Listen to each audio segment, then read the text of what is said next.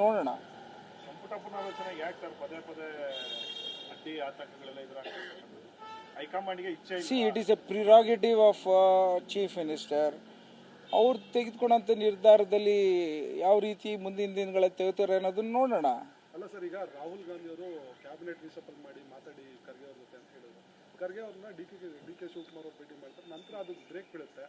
ನನಗೆ ಅರ್ಥ ಆಗ್ತಿಲ್ಲ, ನೀವೇನೇ ಇಷ್ಟೊಂದು ಕೂಲಂಕಷವಾಗಿ ಇದನ್ನ ಮಾಹಿತಿ ಕೊಡ್ತಾ ಇದ್ದೀರಾ ಅಂದರೆ ನಿಮಗೆ ACC ಮಾಹಿತಿ ನಿಮ್ಮ ಕೈಗೆ ನಿಮಗೆ ಡೈರೆಕ್ಟಾಗಿ ಬರ್ತಾರಂಗೆ ಕಾಣಿಸ್ತಾ ಇದೆ. ಆ ಥರ ಏನಿಲ್ಲ.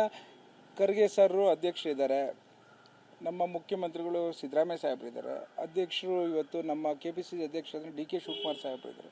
ಅವರೆಲ್ಲ ಕುಳಿತು ಒಂದು ಚರ್ಚೆ ಮಾಡಿ ತೆಗೆದುಕೋತಾರೆ ಅಂತ ನಿರ್ಧಾರ ನಾನು ಭಾವಿಸ್ತೇನೆ. ಮತ್ತೆ ಡೆಲ್ಲಿಗೆ ಏನಾದರೂ ಹೋಗ್ತೀರಾ ಸರ್? ಅವಶ್ಯಕತೆ ಇದ್ರೆ ಹೋಗ್ತೀವಿ. ಸಾಹೇಬ್ರನ್ನ ಅಪ್ಸೆಟ್ ಆಗಿದ್ದಾರೆ ಅನ್ಸುತ್ತೆ.